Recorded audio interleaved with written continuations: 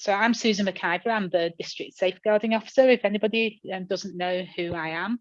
And I've got a co-trainer, co-leader with me tonight, who's Jennifer Winnington. And Jennifer is the Circuit Safeguarding Officer in the Newark and Southwell or Southwell Circuit. We'll also have members of the DSG taking part in this presentation. So this evening, what we're thinking about is, why do we need safer recruitment? Who does it apply to? How do we do it? And when do we do it? Thank you, Susan.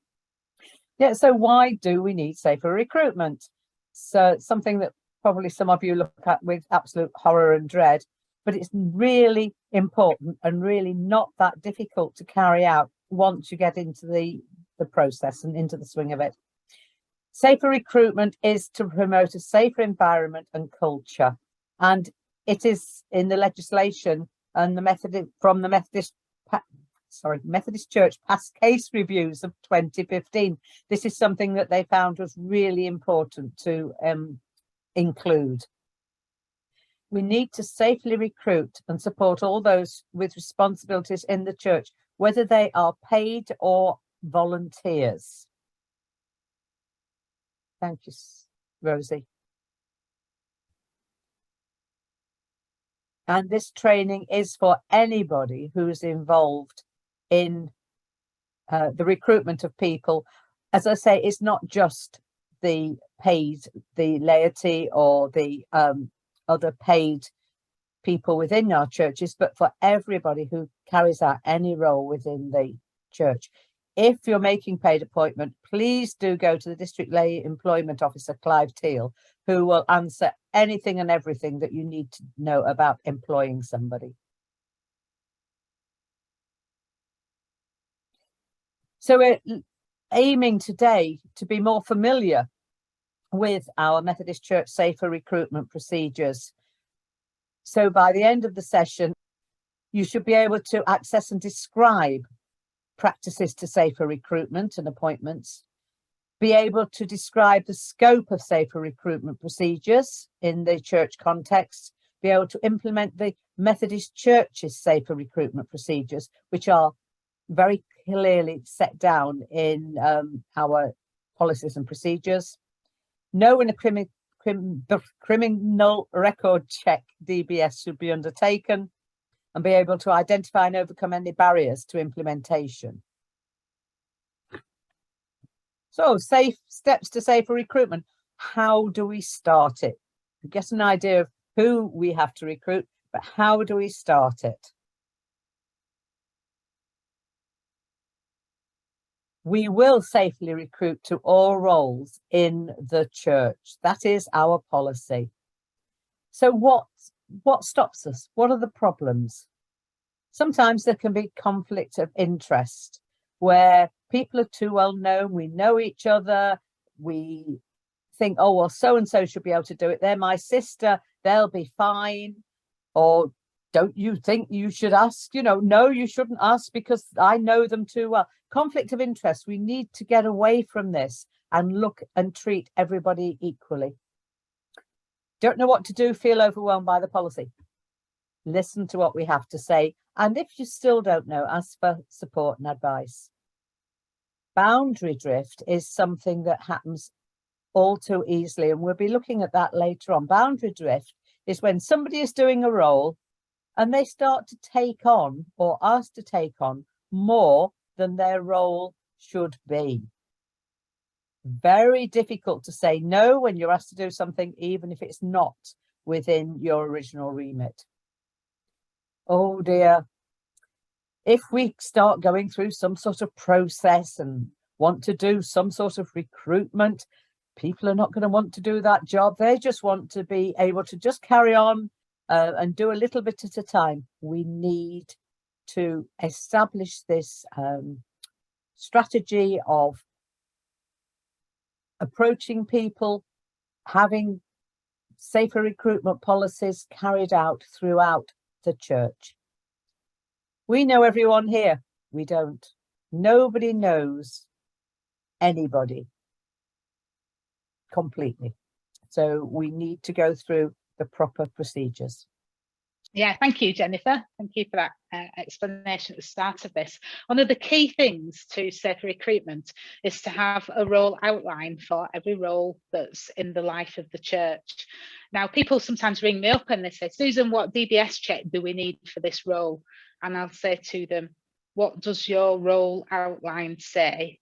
And usually on the end of the phone, it goes a bit quiet and somebody might say, role outline, have we got a role outline?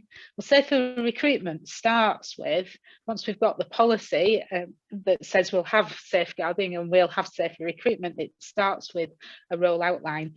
So as a participant, you'll have been sent this online and been asked to print it out, and hopefully you've had a chance to print it out. And I want you to work through for yourself. Think of one job that you do in the church or that somebody else does in the church. The role title, the church and circuit, does it apply to, is it in the children's workforce? So is it working with children? Is it working with adults? Is it working with vulnerable adults? Is it working with none of those specifically? Or is it working with both of them? So I want you to have a think about what a role that you do in the church, and to go through and complete this form for a role that you do. So you put your name, the role name, the church circuit, the workforce, and then think about the duties that you do in the role. Okay, I'm going to give you 5 minutes to complete that, and that's for yourself. Okay, so just, it's not going to be a test. Okay, and when it comes down to the part about a DBS check, a criminal record check, actually, don't worry about that bit just yet, because we're going to give you a little bit more help with that in a moment. So as I say, I'll give you 5 minutes to complete that about one role, not all your roles, just one role that you do in the church. 5 minutes starts now. Okay, so one of the questions that I get asked is, do we need a role description for every role in the church? And the answer to that is yes, we should have a role description. So we've created this template to try and make that easier for you, and to be able to complete that process, and that asks you the prompt questions. So the details in red really are instructions for you on the form, and help you to complete it as such. Every role needs a role outline, and that's to stop that boundary drift that we talked from before, where somebody takes on one role and starts doing lots of other things in the name of that role that don't really belong in it, or are done in addition to, and then the church doesn't know what somebody's actually doing. And it's really important the church does know, so that people are fully accountable to the church.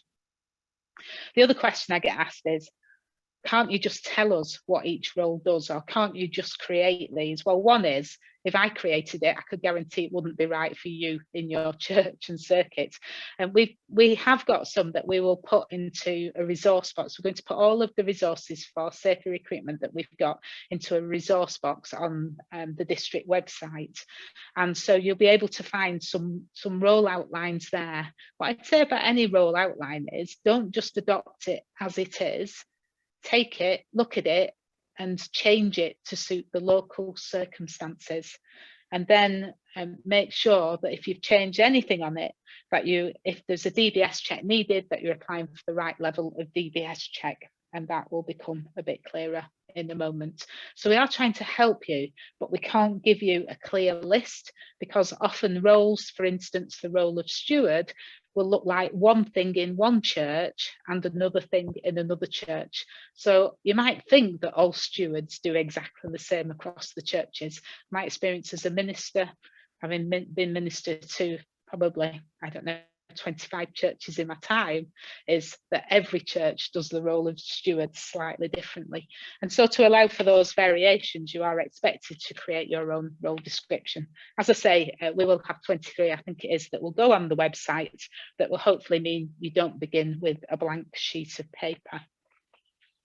The next question that I often get asked is, do I need a DBS check?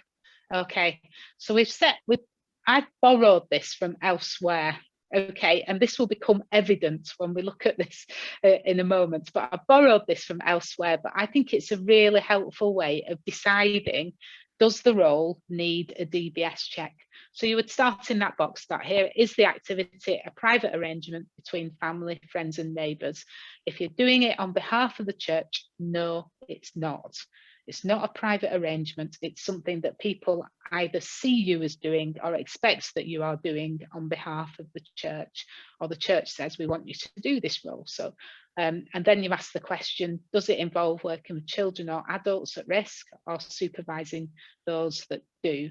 So adults at risk is really language for vulnerable adults. And so therefore you can then see how that whole process would work. So have a quick look at that, at the role that you've filled in for your template, and have a look and see if you can work out whether your role needs an enhanced DBS or an enhanced DBS with a barred list check, and which workforce, adult or child, if any. Okay, so hopefully you've all had a chance just to have a look at that and to see how that flowchart works. And I don't know whether you've got the answer to your DBS check there or not. To say to you, you know, it can feel a bit overwhelming that you've got to create these for every role in the church. The simplest way to do that is to say to somebody who's currently in the role, can you fill in one of these for the things that you do for the church? And then create a book of them, collect them all in, so that when you're replacing the role, the church council or whoever's doing it on behalf of the church can then look at what the role description is, look at what the person said that they do in the role, review whether that's adequate and what they actually want for the role in the church. So when you're making the new appointment, then you can redo one of these. And obviously, if you've got them electronically, it's really easy to share them as well. So with a small amount of work from everybody taking part, actually, you can create this paperwork very quickly. What I would say is, if you have not so far done safer recruitment in your churches, and bearing in mind the policy's been with us since 2013, we should have been doing some of this at least. We should have been doing it. But if we haven't, what I would say is today is the line in the sand, and that going forward at church councils and any other meetings that you have, when you're considering we need to appoint somebody to a role, actually what you then do is try and follow these safer recruitment procedures to the best of their ability.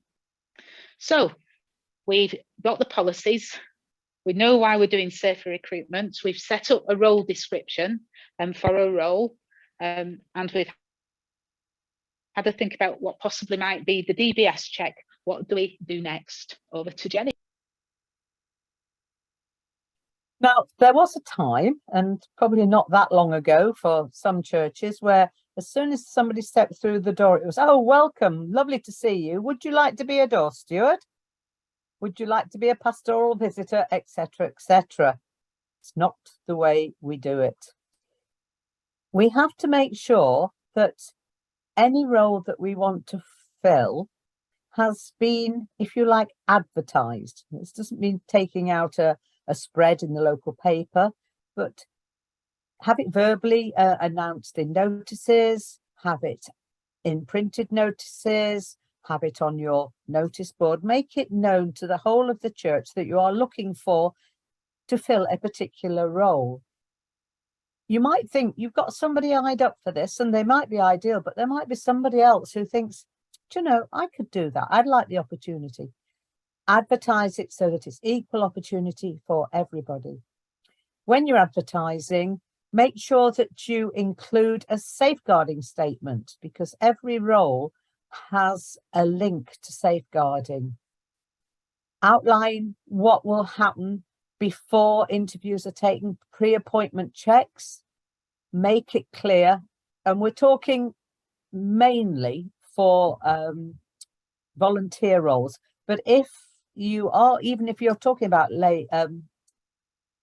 volunteer roles, you have to make it clear what the expectations are about how often you will be expected to be carrying out this role. As I say, if it's lay employment, you've got to be clear about payment and hours, but go through the lay employment advisory system that is in place in district.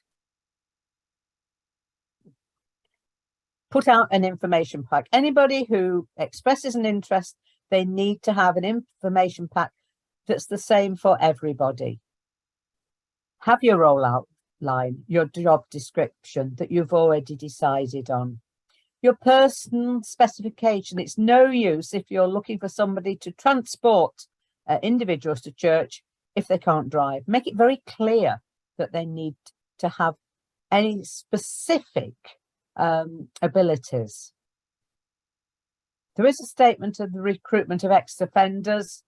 If you need guidance on this, you can get it later, but basically roles with children and vulnerable groups are exempt from the recruitment of ex-offenders. There are the forms to use.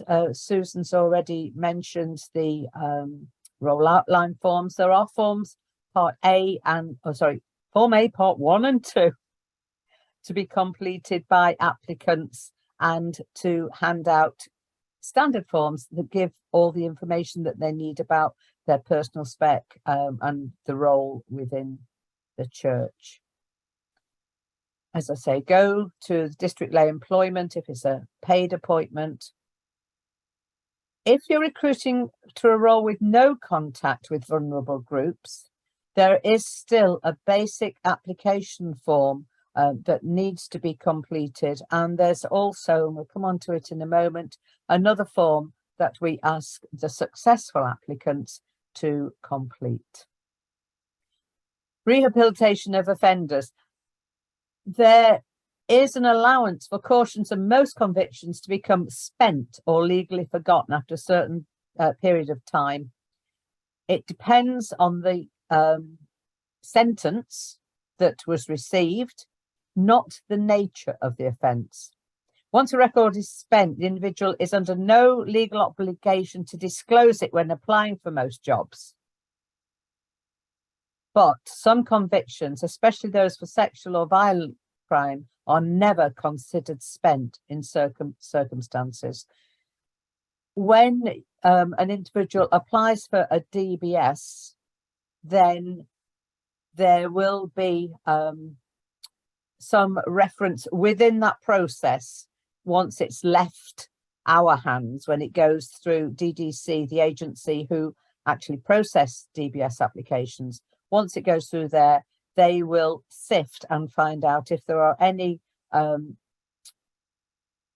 sentences or legal situations that need to be looked at for particular roles. You don't need to worry too much about that. That's dealt with DBS. You've got your applications. You've let people know that this position is available. You've given out your the packs. You've received some applications. What do? You begin to scrutinise the applications. And now we'll hand over to Susan. Okay, thanks, Jennifer. So it's really important in scrutinising applications that that's done by more than one person, and ideally by 3 people, so that if there's a difference of opinion, you can make a decision more easily. And those, it's good practice that those who shortlist should also interview. It's really important on application forms to identify any gaps in experience or any unexplained gaps in education or work or anything else. And you might want to, it might be that you look at an application form, think it's quite a good application form, but then identify questions that you want to follow up with the candidate in particular. And you can at this stage choose whether to contact the referees before you meet them for interview, or whether you meet them after interview. Now, this might sound all really, really formal in the church context. We need to be doing an approach to this that is both proportionate and, well, yeah, that is proportionate. And that's the key word. And so it depends on the role. But for all roles, we need to be doing some form of this. So we would expect a paper application, even if we need to support somebody in completing a paper application, so that you've got a written record of the person applying for the role. And also, we would expect an interview, but the interview can be more of an informal chat, or it could be a very formal interview, depending on what role you're interviewing for. And in terms of references, it might be that somebody puts down the minister or somebody else who's really well known in the church as one of the references, but it's really good practice to have a reference from elsewhere as well for each person. Again, if you've not already been doing this process, I don't think you need to go back and say that you want this of everybody who's currently in post. What we do going forward when we have vacancies is what's really important, and I suggest you begin with this whole process there. Anyway, this evening we're delighted to say that you're all going to make up now the shortlisting panel for the role of a worker. This is a volunteer worker with the Junior Church Sunday School in any Methodist church. So you're all part of the panel, and we're going to now have a look at 5 applications, or parts of 5 applications, and I'd like you to make a note just for yourself at the moment of whether you think you would want to meet this person in interview. So the role is for volunteer worker with children and young people, junior church, Sunday school in your church. Okay, we're going to meet on paper these 5 candidates. So I'm going to read out their applications, and you can decide on a bit of paper whether you would want to interview this person or not. When we've been through all 5, we're going to then, I'm going to ask you then to use the reactions on the screen, and I'll tell you how to do it. And we'll decide those who get the most votes and go on to be interviewed by you as the interview panel too. So, would you like Mrs. Tweedy to be a volunteer in your junior church or Sunday school? Mrs. Tweedy says, I once looked after my neighbour's children. I thought it was fun. I enjoyed playing on the roundabout in the park, and I helped the children eat their ice creams. I've only just started coming to church. The children look bored, so I want to take them to the park, which I think will be more fun for them. Qualifications. I think anyone can look after children. You don't need qualifications or training. Okay, so don't tell me your answer now. Do you think that you would want Mrs. Tweedy to volunteer for your junior church or Sunday school?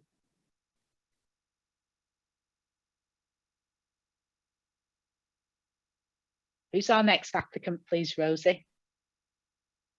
Paella Bakewell. Paella Bakewell tells us, I am a qualified nursery nurse and work full-time for a local nursery. I grew up in the junior church and learned to care for children through the care I was shown at church. I work with toddlers. In junior church, I would like to work with older children. Qualifications, Sinfin University 2018 to 2022 childcare certificate. Okay, do you think that Paella would be suitable to work in your junior church or Sunday school? Would you like to meet her for interview?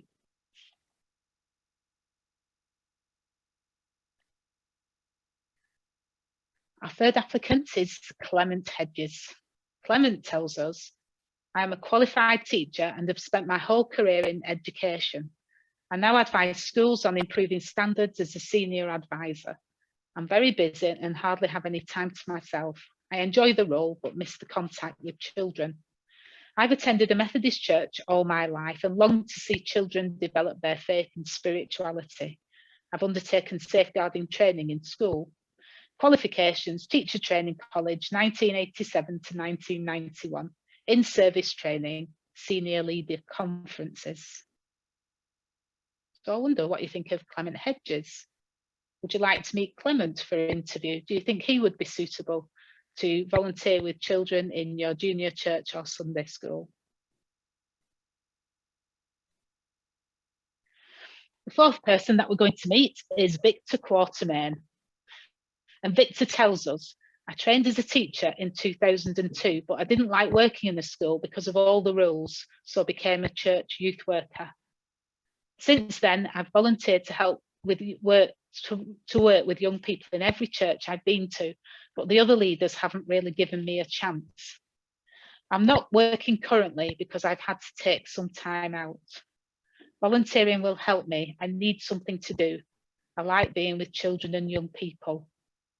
I know all about safeguarding because of my teacher training. Okay, so what do you think of Victor Quartermain? Would you like Victor to work as a volunteer in your junior church or Sunday school? And the final person that we're going to meet is Wendeline Ramsbottom. And this is Wendeline's application. I'm sorry, but I do not have any formal childcare qualifications. My own family have grown up and flown the nest many years ago. I have 2 daughters and 1 son and 7 grandchildren and 1 great-grandchild. I'm not sure this counts as experience, but I love seeing all the children in the family. I pick a couple of them up from school 2 days a week. I love seeing the children in the junior church, and I know the junior church is desperate for helpers. So wondered if there is something I can help with. What do you think of Wendeline Ramsbottom? Would she be a good volunteer, do you think, in your junior church Sunday school? Do you want to meet her for interview? If you would like Mrs. Tweedy to be interviewed, okay, press your red love heart now.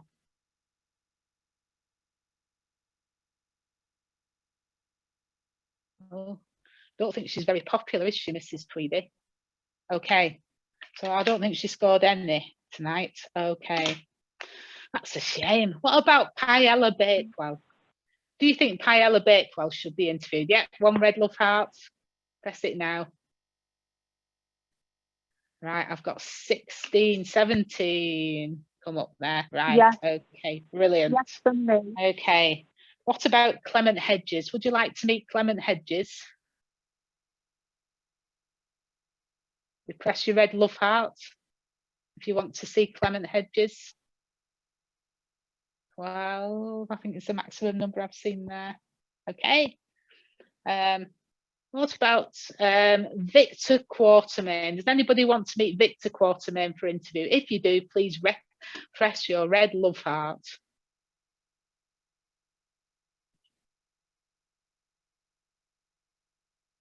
Oh, I don't think anybody wants to see Victor.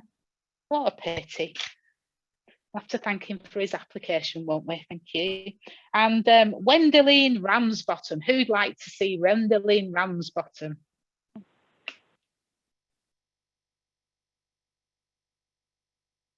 Nice, I've got 15 and a hands up. Okay, but hands up's fine. Okay, I'm not going to count that as a question because all questions are at the end, so I'm going to count that. So I think that was a 16. Okay, so I can report to you that in terms of the votes, you voted 20 for Paella. Oh no, you didn't. You voted 17 for Paella, 12 for Clement Hedges, and 16 for Wendeline Ramsbottom.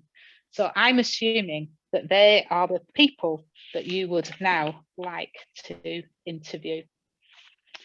So as you can see, we've just been through a very simple exercise of ruling people out by information that's provided on their application. Obviously, these are caricatures, characters that we've created, well, sort of ourselves created. And we've asked you that question, who would you like to interview? It's an important step. Just because somebody makes an application doesn't mean to say that you need to go on to interview. You should only go on to interview if you're fairly confident you could make a good appointment from the information that you've been given. Okay, Jennifer's just going to take us through some more information on shortlisting, and then we're all going to become the interview panel. Susan's take you through the sort of the selection process of who you're going to interview based on the application form. What's really important is when you're looking at all the application forms, you use the same values and the same range of methods for each of the applicants. Look at the strengths that they're showing for the role that you want them to undertake. When you're actually interviewing, you use the same standard in that you ask the same specific questions for all the candidates. You can follow up something that they say if you need to, but basically you have a list of questions that you ask for each of the candidates. Even if you've only got one candidate, you need to chat to them, because interviews can be informal. They don't have to be sitting behind a sort of a formal panel. It can be over coffee with the applicant and the group of people who are making this decision. Make it as relaxed as possible, but very clear that you are asking everyone the same things. Yes, if you only have one candidate and you really feel that they're a super person but not suited to this role, then you can say tremendous, but not at this moment. Let's see if there's something else that you could offer. If the candidate is not right for the role, even if they're the only one and you're desperate, it's not fair to them or to you to try to fit the square peg into the round hole. Thank you. The interviews, and I'm very pleased to be able to tell you tonight that we are able to meet some of our candidates for these roles, which is very helpful. So we have with us tonight Paella Batewell. We've invited Paella to come for interview. So Paella, could you make yourself known to us, please? Good evening. Oh, good evening, Paella. Paella, can you tell us, please, why you want to take up this voluntary role of worker with children and young people in the church? Yes, thank you. Well, as I put in my application, I do work as a nursery nurse, and I really do enjoy my work, but would like some experience with slightly older children. You see, I grew up in the junior church, in this church, and it was a really good experience for me as a child. And I want to encourage other children in their faith, as I was. When I was a child, I was really encouraged by this junior church here. I note it may involve going to 3 Generate. I'd actually like that, because we had some really good residential events which were an important part of my development as a young person. I find children can be challenging to work with, but they can also help you see things from a different way, because the things you don't often think about, because they do things differently. I'm practical and I'm a helpful person. Tell me that I'm a really good team player, so I could offer that as well. I'm not really sure how good I will be working with older children, but I'd like to give it a try, and I'm sure that there'll be people around who'll be able to help me. Thank you, Paella. That's a really full and helpful answer. And you will be required to undertake training, including safeguarding training in the role if you take it on. Would you be willing to do this? Of course, we do regular training at work anyway, so in a way I know the basics, but there are always things to learn, and some things will be different for me because it's older children, and it's going to be quite different from my work because it's in a church as well, so that aspect is important to look at. So yes, I'd be happy to do training. Okay, thanks, Paella. Thanks for coming along for this chat today, and we'll be in touch with you soon. Thank you. Thank you. So what did you think about Paella in your interview? Just make a note for yourself again. Is she somebody that you think you would like to see in your junior church, working with children and young people in your church? Rosie says my sound is dodgy. I've had to take my headphones off because I couldn't hear anything. So my sound was definitely dodgy then. So I'll do my best. I'll see if I've put my headphones on.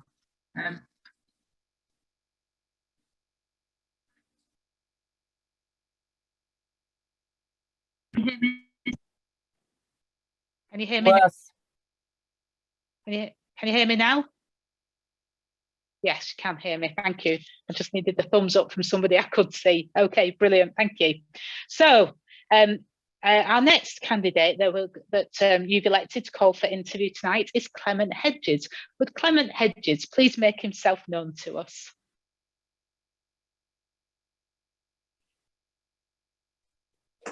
Hello, I was on mute, sorry. Not a good start for the interview. Hi Clement, really good Hello. to see you. Thanks for coming along for this chat about the role that you want to take on in the church to work with children and young people. Can you tell us why you would like to do this role? Well, I'm not sure I'm wanting the role, but I know the church is desperate, and I do feel with my qualifications I can't really say no.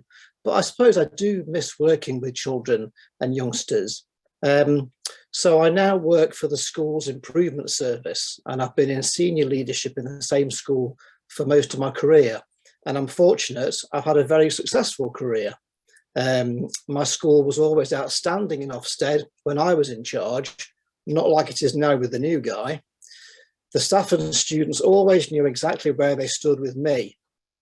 Now, I'm really busy all over the county trying to get head teachers and other senior managers to be more effective. My phone rings all the time, and it's a real struggle to get everything done. My partner is always complaining he doesn't see me, and going to church is one of the few things we find time to do together. And of course, our faith is very important to us both.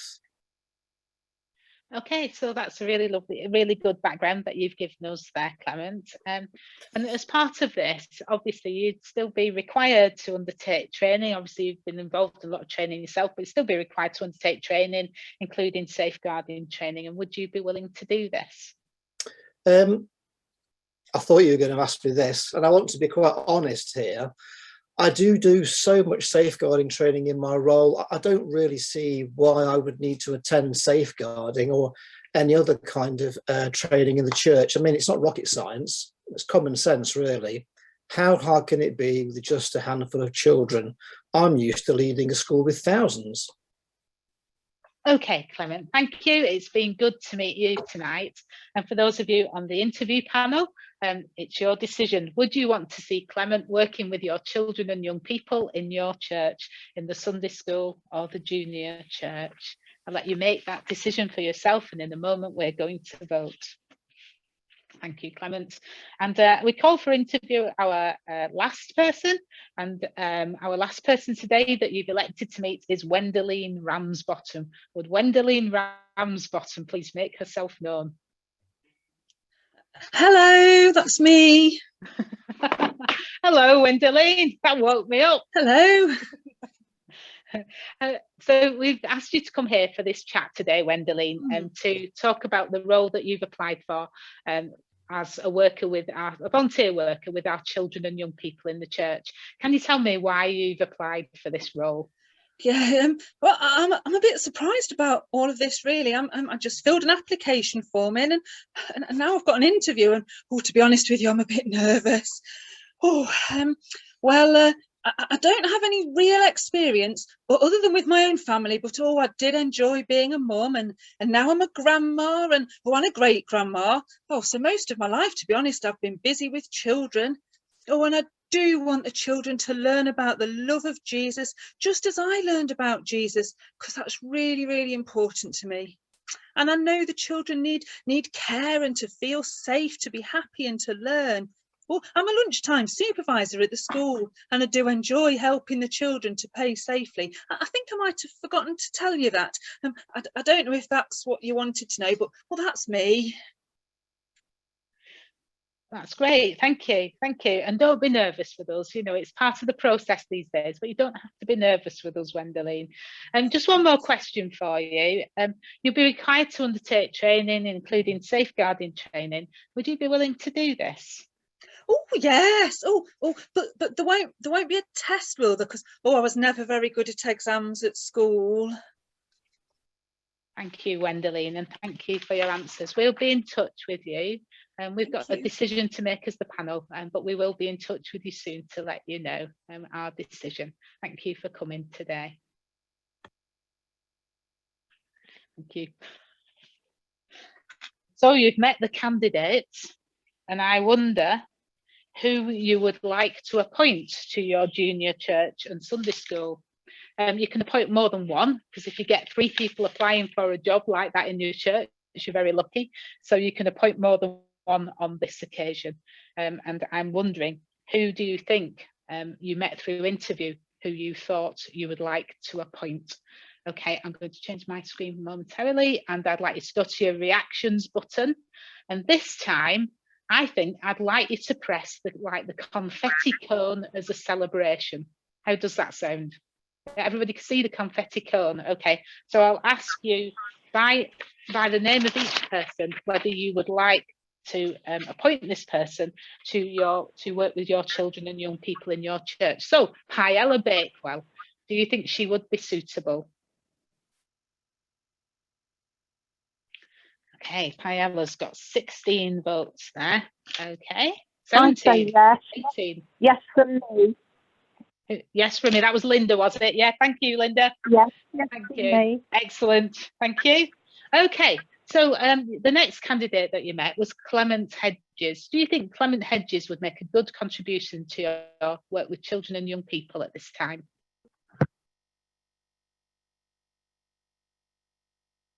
Oh, no, he's not getting the thumbs up, is he? He's getting the thumbs down from Sue's iPad over there, I can see. No from me. No from Linda. Thank you, Linda. And finally, the person that you met last was Wendeline Ramsbottom. What do you think? If you think Wendeline would be good, please add your confetti cone. Okay, so Wendeline, I think at most has got 12 there that I've seen, because it goes up and down if Yes. you don't all press at the same time. Okay, and it's a yes from Linda. Okay, so Yep. I think you're all fairly agreed on that information, and it looks today like you've had a very successful Safer Recruitment event so far, and you've been able to identify 2 candidates, one stronger I think than the other, but you've been able to identify 2 candidates, possibly 2 people to add to your junior church. Thank you very much for all your contributions. Over again to Jennifer now. So, what happens before you actually get to that point? You need to be able to establish that the person that you're interviewing is actually the person that they say they are, particularly if you're looking for paid employment, and also if you have people who haven't been in this country very long. You may want to check that they actually are legally here. Even if it's a voluntary role, you need to be sure that they are legally able to reside in the UK, and particularly if it's paid employment. As Susan said, you'll be asking for references from a group of a range of people. It's up to you and your decision of the group who are doing the interviews when you ask for references. It can be very useful to ask for references before you interview, but very often you may wish to keep these references sealed and only actually read them once you have provisionally chosen somebody, so that you can say, yes, among yourselves, the interviewing group, yes, we like this person, let's look at the references now. You may decide to look at the references before you interview. Any references that are obtained for non-successful applicants need to be shredded. You will then go on to do a DBS check on the successful applicant or applicants, and they may not start their role until you have received their DBS check, their successful DBS check. This, of course, should have been mentioned in the applications and when you were giving them their application pack. The information, the formal invitation is subject to background checks, and again, this must be made very clear. Yes, thank you. I think I've covered that last little bit. References from a group of people, not family, and this includes family by marriage. So you can't ask your son-in-law to give you a glowing reference. Hopefully he would, but who knows. You can telephone to clarify information, to verify and clarify information. Yes, I really did write that reference about this person. What would we like the references to say? You need to make it clear what the position is that you're asking for the reference for, so that hopefully you get an idea of background, personality, reliability. Their faith is not a bar, but it's also always useful to know that you have somebody who is at least happy with a Christian-based organisation. Their temperament, commitment, honesty, experience, anything that they do in their other life, are there going to be any conflicts of interest, and their suitability. Confidential declaration for all responsibilities. If you are applying for a DBS, then the applicant needs to fill in the CSD1, Confidential Declaration 1. These are legal documents, and that is a document that needs to be handed to you before you begin the DBS check. Where there is a need for a basic DBS or no DBS is required, that's the CSD2. That's for things like perhaps a property, somebody on the property committee who doesn't come into contact with anybody in their role. They go into the church when it's empty, and they look at the church and they do whatever they need to do within the building. Recruitment to church bodies for the church council, etc. You need to use the CSD for, and Susan will talk a little bit more about the responsibilities of the church council later on. Thank you, Rosie. Apply for the appropriate level DBS check. You will have already decided in your role description which level you need to be applying for. If you're still a little bit stuck, then do ask for help. There's help within the district, within the circuit and within the district to help guide you through and talk you through what is necessary for each individual role. Thank you, Rosie. Let the person know that people know that, yes, we'd like to appoint you for this role, subject to a probationary period. And again, this should have been in the initial paperwork that was given out, that the role will be appointed, but subject to a probationary period, so that this doesn't come as a surprise. And this actually works both ways, because you as the church, as the people who are making the appointment, may find that actually this person that was so wonderful at interview isn't really fitting in so well.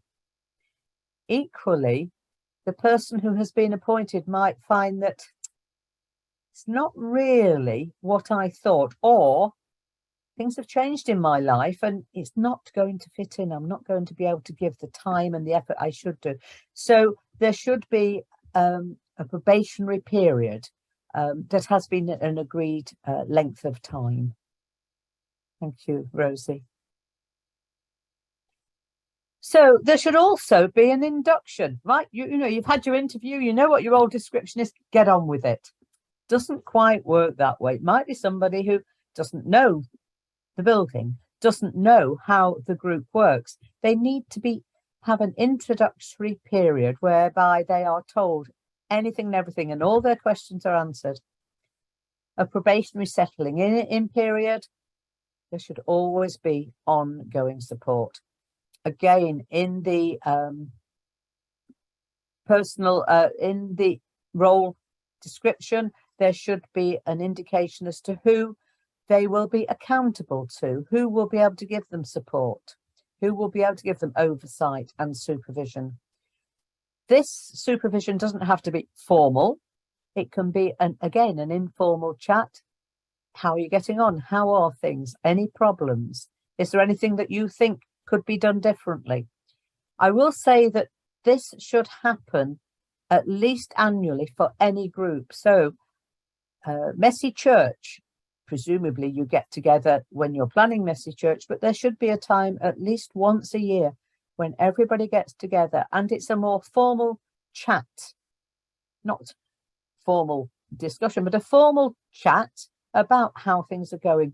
Can we change anything? Is everybody happy? So there should, and that should be minuted. So once a year at least, there should be formal supervision for the whole group. Learning and development, ongoing culture of vigilance. You know, don't you?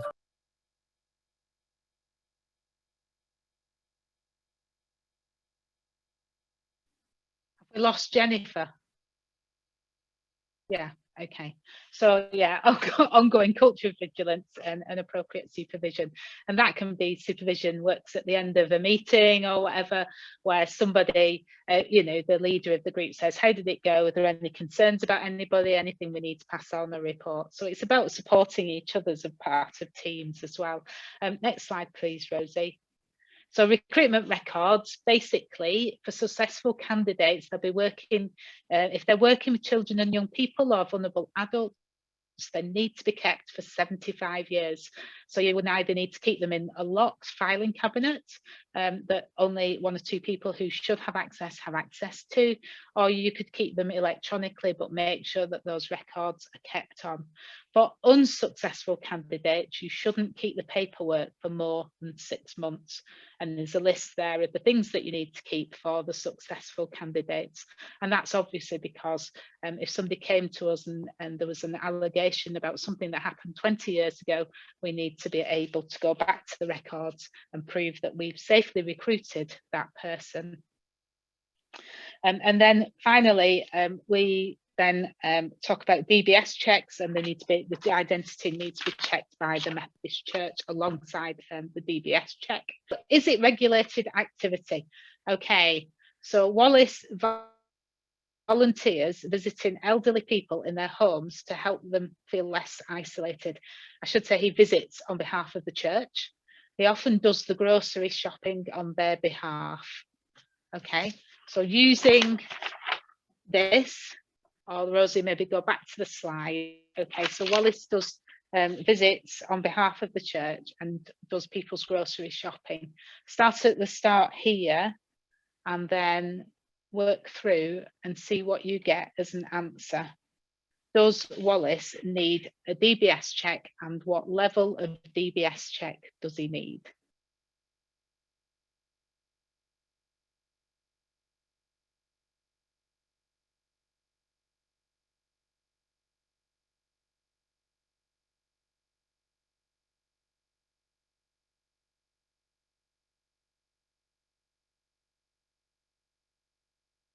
And this is where you'll find, reading through this, that there's somebody called Judy mentioned on it, and then you can see that I've borrowed this from somebody else. So we're going to try and update it when I work out how to create a flow chart myself in PowerPoint. Then I'll update this and we'll make sure there's a correct one that doesn't have Judy's name on it, because Judy doesn't exist for us. Okay, so Rosie, if you could flick through a couple of slides so we get the answer slide for this question. Is it regulated activity? Wallace volunteers elderly people, does their grocery shopping? Yes, because it's regulated activity because he's offering regular care and is handling money. And that would mean it's regulated activity, which means it needs an enhanced DBS check with a barred list check. Was that the answer that you got to? Anybody get a different answer? And I can't see you all, so you'll have to shout up. Different answer. Different answer. Why did you get a different answer? Was it you, Peter? Yes. Go on, what answer did you come to? Well, I don't equate elderly with vulnerable. Okay, right. So it would be counted as vulnerable in these circumstances because they're isolated as well. And so the risks would be greater for that person and for the person visiting them. So there's more care taken over that. Okay, so age is one of the things, being elderly is one of the things that can make us more vulnerable. Okay, and the older we are, the more vulnerable in the sense we can be. Okay, that doesn't mean to say that everybody's, you know, all vulnerable all the time, but generally, because we were visiting them because they're elderly, that would make them vulnerable. Okay. So in this situation, you would have an enhanced DBS with a barred list check. So this is one to watch, particularly with pastoral visitors. So pastoral visitors ordinarily in their role wouldn't be handling money. But if their role has become such that when they visit, or because they're a pastoral visitor, somebody has asked them to do this, that they go and do somebody's shopping, or they help with banking, or they go and collect their pension, or whatever it is, if they're handling money on behalf of somebody who's vulnerable, that makes it regulated activity. And that means that instead of having an enhanced DBS check on its own, it would be an enhanced DBS check with a barred list check. Helen, is it a question? Because we're saving all the questions to the end, please. Yeah, but it's very relevant to this point. Yeah, okay, Helen, can we let's save it to the end, please? Okay, so we can keep going through, and then we're going to have a question and answer session at the end, please. Okay. So that's where they enhanced with a barred list check. So it's really important for pastoral visitors, and that the pastoral secretary and the minister of the church, it's really important that you know what your pastoral visitors are doing. And if they're doing that and they're going as a pastoral visitor and they've been asked to take extra things on, the church needs to decide, is that what we want the person to be doing in the role? And so we'll support it by then applying for a higher level of DBS check, or is it that actually we don't think this is appropriate for our pastoral visitors to be doing? Now, we often get asked the question about, well, we know this person through the church and really we're their friend and that's why we're doing this. But if they're first in the pastoral visitor role and that's how the friendship's developed, then it's going to look like to any family or carers for that person is going in on behalf of the church. So if it looks to other people like they're going in on behalf of the church, it looks like a church role. You need to make sure that those people are accountable for those things that they look like they're doing on behalf of the church. So that's where the minister, the pastoral secretary in the church need to be very on top of what's actually happening when your pastoral visitors are going, and having a conversation then with all of your pastoral visitors. Okay, can we move on to the next one? So which check? Okay, Joy is on the rota to give Holy Communion at church each week, and she regularly takes communion to people who are sick or housebound.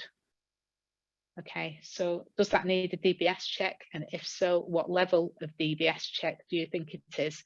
So she's on the Holy Communion rota, and she regularly takes communion to people on a weekly basis. Okay.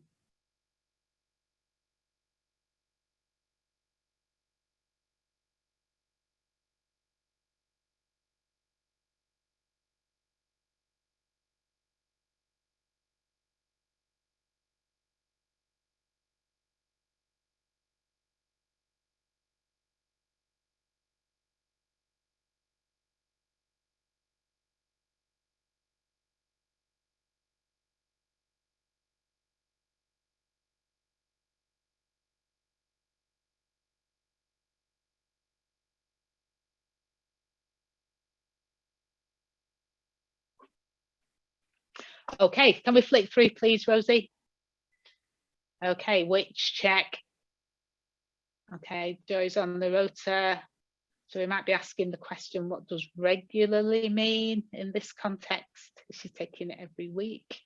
You would say yes if you thought that what she was offering was care and guidance and came under that criteria, then it could be that you would think that this was a role that was regulated activity, and therefore you would ask for an enhanced check with a barred list check.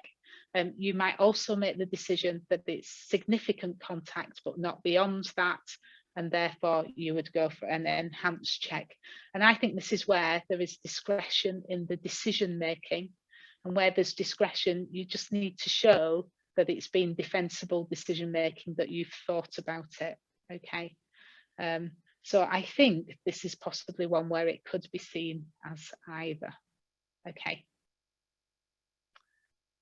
So it's all very complicated when it comes to DBSs, and that's why we need you to do that thinking through based on the role outline that you've got, to do the thinking through in terms of the DBS check. So the DBS update service, that is a very particular thing. So when you get a DBS check, you will be invited to join the update service. Now, my DBS check as a minister means it's paid for DBS check. So if I want to join the update service, it costs me £13. I'm told if you're a volunteer, you can join the update service for free. Most people miss this when they get their DBSs because it comes with a load of paperwork and all you want to read is your actual DBS check. If you signed up for that update service, when it came to renewing your DBS check, what you need to do is to tell the person who's wanting to check your DBS that you've signed up for the update service, and you wouldn't have to go through producing all the documents again. You would need to show them your original certificate so that the number could then be checked. Okay, so that's an easier way of doing it, but most people seem to miss this information, and the Methodist Church is very happy for people to use the update service. You can only sign up with an enhanced check. Can you sign up with an enhanced and a barred list check? You're saying that we can't sign up with a basic check, Heather. Yeah,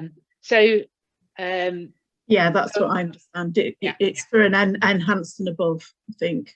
Yeah, enhanced and above, right, okay, but you can sign up for that. So that's worth looking out for, especially if your DBS check is new, and that will make it easier for yourself and for other people going forward. So the next slide then, sorry, so I should say about sorry, Rosie, can we go back? Because the crucial thing here is that it's for the same workforce. So it needs to be, if you want to reuse a DBS check on the update service, it needs to be if your DBS check is for the childcare workforce and your new role is with adults or vice versa, it wouldn't apply. If your original check, like a minister's one, would be for both workforces, then it would be fine because it's already for both workforces and it would apply to both. So can you see it's about what the workforce is, and it also needs to be at least the same level. So if your new role needs an enhanced with a barred list check and your DBS is only an enhanced check, you would still need to get a new DBS check. Okay, so the update service, that's the update service. So we've gone to the next slide then. So portability, this is also rather complicated, but this is how we can use a check from one context in another context. So if you've got a DBS check in the circuit, it's an enhanced DBS and it's for work with children and young people, you actually have got the check to do any work with children and young people in the circuit. Okay, so anywhere in the circuit, you could go and help another church with its children's work if that's what they want you to do, because you've got that DBS check for the right workforce. Okay, so it's for the right workforce and the same level or lower of the criminal record check. You could then use that in another Methodist church context. Okay, so then if we move on, Rosie. So when will portability not apply? So if a person moves from a voluntary role and then has a DBS check for that, but then applies for a paid role and gets that job, in any paid role, you need to get a new DBS check. Okay, so that's an important one. If your church is taking on a paid worker, you can't use an old DBS check, you need to get a new one. So, and then if a person moves from a role of a different workforce, so as I explained, children's workforce to adult workforce to children's workforce, unless they've got both covered, then you would need to get a new one, or if a higher level is needed because, say, it is the new role is regulated activity. So these things are really complicated. When people say, do I need a new check? These are the questions you need to be asking yourself. Which workforce is the original check for? Is this to a paid role, and is it to the level that's required for the new role or already above that new role? Hopefully that makes sense. So moving on then from portability, and what do we do about people who've been in their roles for a long time? So the people ask me this when we talk about safer recruitment, and I would say it's the line in the sand. Make sure from now on that you follow the safer recruitment procedures for all new appointments from this point. Okay, So you might want to write the role descriptions and use the people who are currently in role going forward. Then that's our opportunity to try and begin to do things better from what we've done in a lot of places. It may be that your church is already doing this well, but my experience across the district is that most churches need to be doing better within this. A final comment then about DBS checks and trustees. And that's to say that the Methodist Church requires that trustees undertake an enhanced DBS check where regulated activity for children and vulnerable adults is provided. This satisfies the criteria of the charity being a provider of services covered under the definition of regulated activities, and that trustees are suitable and legally able to act in their positions. So basically that means that if your church has children's work or work with vulnerable adults, then it needs to ask for its trustees, its members of its church council, to undertake an enhanced DBS check. And if it's working with children, it's the children's workforce. If it's only with adults, it's the adults' workforce. And if it works with both, then it needs to be both of those workforces. And of course, that means then that as you recruit people to church council, they need to be made aware that they will need to complete a DBS check and have a satisfactory enhanced DBS check in order to be part of the trustees of the church. So that could mean if a DBS comes back blemished, then I'm going to be doing a risk assessment on that person to be part of a church council as well. And that's what happens with all blemished DBS checks. There's a risk assessment or some process of risk assessment that takes place. So I just wanted to bring that in together so that you can see where that fits with your responsibilities as a member of a church council or as a chair of a church council, and what the expectations are. Tonight has been a whistle-stop tour of all things safer recruitment. We've recorded this so that you'll be able to go back to the recording and to remind yourself. We'll send out the slides at the end as well. When I say at the end, we'll send out the slides when Rosie managed to communicate with you with all the resources at the end of this. So you can go back to the slides, which will hopefully be a reminder for you. It might be that if you're a circuit safeguarding officer, you decide actually you could take an evening to go through this with people in your churches locally and replay the recording and get people to play their own game of who they would appoint to the role within the church as well. So these are resources that we want you to use, take back to the places where you are, and to make most use of in order to help people to understand what we need to do, why we need to do it, and how we do the things that we do in order to keep the church safe.